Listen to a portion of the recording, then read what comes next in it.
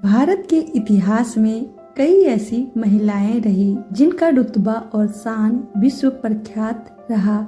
ये महिलाएं केवल सिनेमा, राजनीति और खेल जगत तक ही सीमित नहीं रही, बल्कि समाज सेवा जैसे कई ऐसे क्षेत्रों से जुड़कर उन्होंने विश्व भर में अपना नाम बनाया। लेकिन उन महिलाओं के जीवन के विषय में कोई कम ही जानते हैं। ऐसे ही एक महिला है गंगूबाई, जिन्होंने वैश्य वर्कर के जीवन को बेहतर बनाने के क्षेत्र में अपना महत्वपूर्ण योगदान दिया।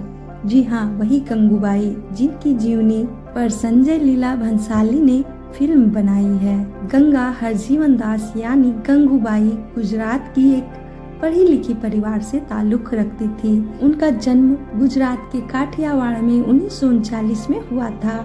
ज्यादातर लोग उन्हें मैडम ऑफ कामथीपुरा के नाम से भी जानते थे।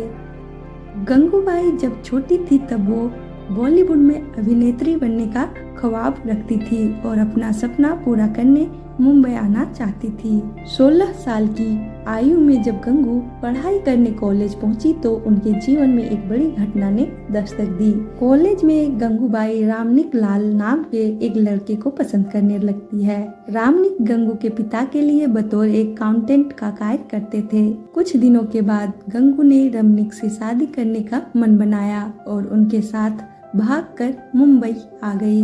लेकिन ये प्यार उनकी जिंदगी की सबसे बड़ी भूल साबित हुआ, क्योंकि रमनिक ने गंगू को केवल 500 रुपये के लिए कोठे पर बेच दिया। जिस समय गंगू कोठे पर काम कर रही थी उस समय करीम लाला 1960 के दशक में शहर के शक्तिशाली माफिया चेहरों में से एक था। कमाठीपुरा का रेड लाइट एरिया भी उनके शासन में था। हुसैन जैदी की किताब के मुताबिक करीम लाला के गैंग के एक सदस्य ने गंगूबाई के साथ दुष्कर्म किया, जिसके बाद गंगू न्याय मांगने के लिए लाला के पास गई। इस घटना ने करीम लाला के साथ गंगूबाई के रिश्ते को एक नया मोड़ दिया और गंगूबाई ने उन्हें अपना भाई बना लिया।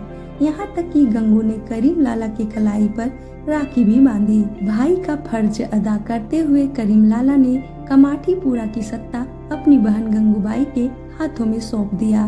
गंगूबाई के कस्टमर ज्यादातर अंडरवर्ल्ड के माफिया थे, जिनके कारण उन्हें मुंबई की माफिया क्वीन के रूप में भी जाना जाने लगा। माफिया क्वीन कहे जाने के बावजूद गंगू के दिलों में महिलाओं के प्रति उदारता कम नहीं हुई। सूत्रों के अनुसार गंगूबाई ने कभी भी युवा लड़कियों और महिलाओं का शोषण नहीं किया और न ही उन्हें वेश्यावृत्ति के लिए मजबूर किया।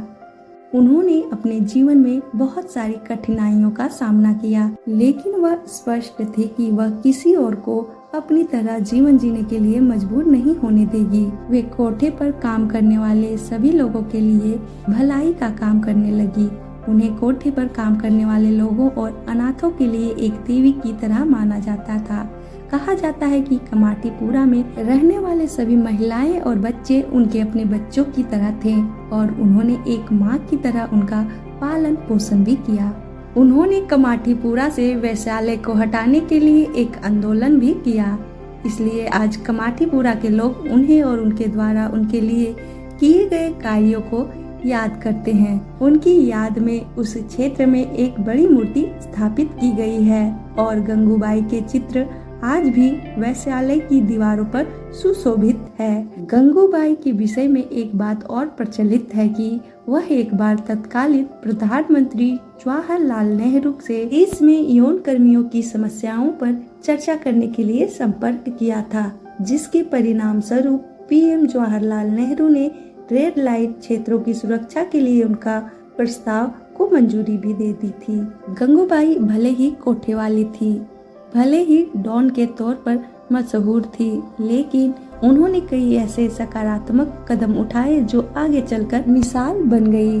अनाथ बच्चों और धोखे से कोठे पर लाई जाने वाली लड़कियों की सुरक्षा के लिए काम भी किए। तो दोस्तों, ये थी गंगूबाई की जीवन की कहानी। गंगूबाई की जीवन की कहानी आपको कैसी लगी कमेंट करके हमें जरूर बताएं और इसी तरह अन्य वीडियो देखने के लिए हमारे चैनल को सब्सक्राइब जरूर कर लें।